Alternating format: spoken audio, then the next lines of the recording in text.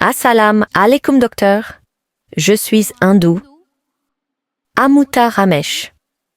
J'ai un diplôme d'ingénieur. Désolé de poser cette question. Les hindous croient en leur religion.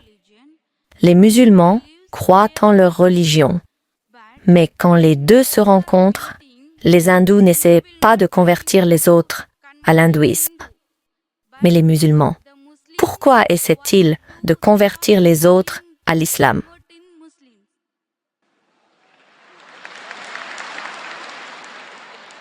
Ma sœur, si j'ai bien compris votre question, quand les hindous rencontrent des musulmans, ils n'essaient pas de convertir les musulmans à l'hindouisme, c'est bien ça? Oui, Mais quand les musulmans rencontrent les hindous, ils essaient de convertir les hindous à l'islam, c'est bien ça? correct. Ma sœur, c'est comme donner un exemple. Il y a un élève qui va à l'école. Peut-être qu'il est en fin collège ou début lycée. Il y a un autre étudiant qui va à l'université, en cycle supérieur. En cycle supérieur, peut-être qu'il fait son master. Maintenant, quand ils se rencontrent, est-ce que l'élève de l'école essaiera d'enseigner à l'étudiant du supérieur, ou est-ce que l'étudiant du supérieur enseignera à l'élève de l'école? Ma sœur, Oui, est-ce que l'élève qui va à l'école enseignera à l'étudiant du supérieur, ou l'étudiant du supérieur enseignera à l'élève qui va à l'école? Ma sœur, je vous ai posé une question simple, pas une question difficile. Ma sœur, avez-vous compris ma question? oui, Est-ce qu'un élève qui va à l'école enseignera à un étudiant qui va dans une université de cycle supérieur? Ou est-ce qu'un étudiant qui va en cycle supérieur enseignera à un élève qui va à l'école? seulement celui du cycle supérieur. Correct. Donc, en comparaison, nous les musulmans, ce que nous croyons, c'est que nous sommes diplômés du cycle supérieur. Donc, quand nous rencontrons notre jeune frère qui est à l'école, c'est notre devoir de partager la connaissance. Nous ne voulons pas être égoïstes. Je ne veux pas être égoïste. Vous savez, ceux qui sont égoïstes, oui, la personne ne devrait pas être diplômée.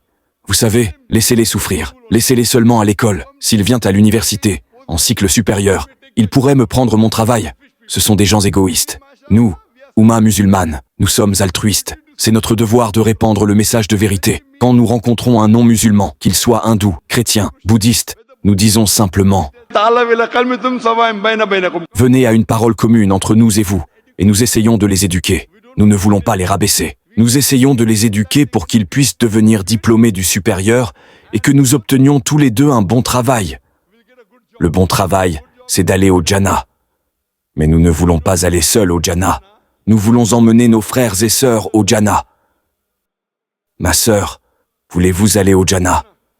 Voulez-vous aller au Jannah? Jannah. Voulez-vous aller au Jannah? No. Voulez-vous aller au Jannah? Oui ou non? Je veux aller seulement au paradis. Le paradis, oui. Un autre nom pour le Jannah est paradis. Il y a quelques règles et règlements pour aller au paradis, comme je l'ai mentionné dans ma réponse précédente, selon les écritures hindoues, selon le Coran, selon la Bible. Si vous voulez aller au paradis, vous devez croire qu'il y a un seul Dieu. Vous devez croire qu'il n'a pas d'image, qu'il n'a pas de photographie, qu'il n'a pas d'idole. Ma sœur, croyez-vous en un seul Dieu? Oui, je crois seulement en l'hindouisme. Vous croyez au Dieu hindou? Croyez-vous que Dieu a des idoles? Non, Dieu n'a pas idole. Alors croyez-vous en l'adoration des idoles? L'adoration des idoles. J'y crois aussi. Vous croyez en l'adoration des idoles? Oui, Alors si Dieu n'a pas d'idole, pourquoi adorez-vous l'idole? N'allez-vous pas à l'encontre de vos écritures hindoues? Vos écritures hindoues disent dans la Svetasvatara Upanishad 4.19 et le Yajur Veda 32.3, Natasya Pratima Asti.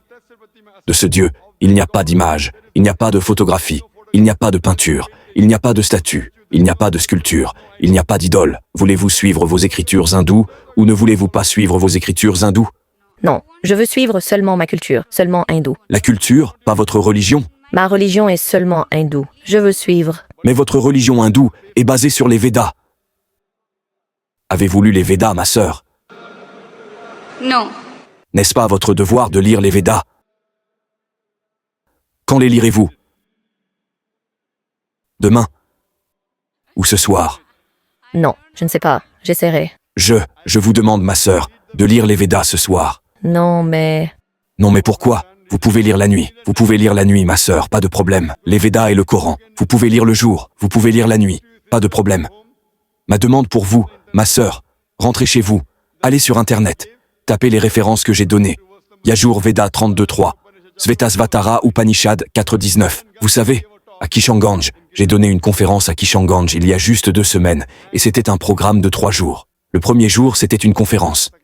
Le deuxième jour, session ouverte de questions-réponses seulement. Le troisième jour, c'était conférence et questions. Le deuxième jour, et l'heure limite en Inde, est 22 heures, selon la Cour suprême. Mais quand 22 heures ont été dépassées, un intellectuel hindou est venu et a dit « Vous savez, docteur Zakir, qu'essayez-vous de faire? Vous parlez d'harmonie communautaire, mais vous essayez de convertir et blablabla. Bla bla bla. Je crois seulement en la Bhagavad Gita. Je ne crois pas au Veda. » Je voulais lui répondre, mais le temps était écoulé. Je lui ai donc dit « Quand vous viendrez demain, Inch'Allah, je vous donnerai la première chance. » Le lendemain, quand je lui ai donné la première chance de poser la question, il a dit « Toute la nuit, j'ai fait des recherches.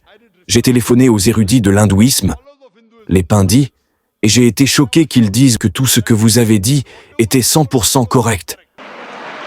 Dans l'hindouisme, il y a un seul Dieu. Les écritures hindoues parlent du prophète Muhammad, sallallahu alayhi wa sallam. Il a dit « Je n'ai pas pu dormir de toute la nuit. Il a donc facilité mon travail. Je vous demande donc, ma sœur, que ce soir vous rentriez chez vous. Si vous n'avez pas d'expert à qui demander, vous pouvez chercher sur Google, vous savez.